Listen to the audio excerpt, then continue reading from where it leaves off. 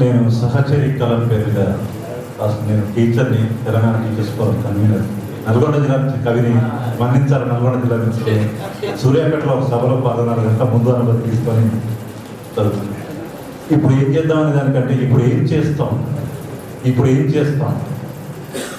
మాటిచ్చి తప్పినోళ్ళు మళ్ళీ మళ్ళీ మోసం చేస్తుంటే, తెలంగాణ ఇస్తామన్నోళ్ళు తెస్తామన్నోళ్ళు మా వల్లే తెలంగాణ వస్తుందని చెప్తుంటే నమ్మడం తప్ప ఇప్పుడు ఏం చేస్తాం?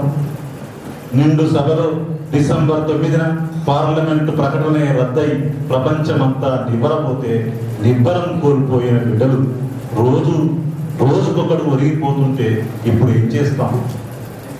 కళ్ళల్లో నీళ్లు తుడుచుకుంటూ కుమిలిపోవడం తప్ప, చేతులు కాలాక ఆకులు పట్టుకున్నట్లు అన్నీ మాయమైపోతుంటే అరవడం మనవంతై, దోసుకెళ్లడం వాడి హక్కై, నీళ్లు నిధులు ఊళ్ళు బీళ్ళు చదువులు కొలువులు బొగ్గు ఉక్కు సకల సంపదల్ని తరలిస్తుంటే కళ్ళుండి చూడలేని నోరుండి మాట్లాడలేని మన నాయకుల ఔదార్యానికి చేతులెత్తి మొక్కడం తప్ప మనం ఏం చేస్తాం?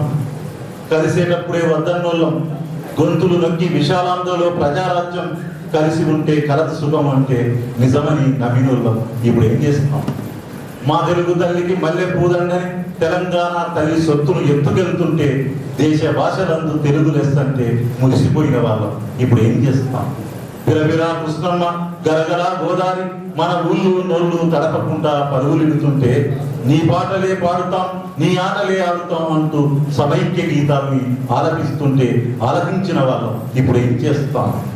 అభివృద్ధి పేరుట హైదరాబాద్ చుట్టూతా చెరువుల్ని ఊళ్ళని మాయం చేసి చర్చిలు పార్కులు ఎంఆర్ ఎయిర్పోర్టులు ల్యాంకో హిల్స్లు రింగ్ రోడ్లు ఫ్లైఓవర్లతో తెలంగాణ 5 జిల్లాలను ధ్వంసం చేస్తుంటే కదలని మన నాయకుల ఓదార్పుకు కళ్ళు చెమ్మగిలడం తప్ప ఇప్పుడు ఏం చేస్తాం? ఇప్పుడు మన నాయకులకు కావాల్సింది ఓట్లు సీట్ల కోసమే తెలంగాణ వాళ్ళ ఎజెండా అయింది.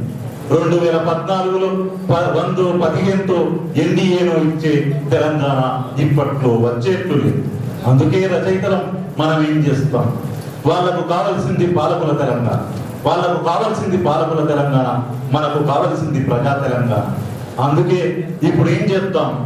సీమాంధ్ర సామ్రాజ్య దోపిడీ కోటల్ని కూల్చే కళాలు గరాలై గర్జించడం తప్ప ఇప్పుడు ఏం చేస్తాం? అమరుల స్వప్నాన్ని నిజం చేయడం తప్ప.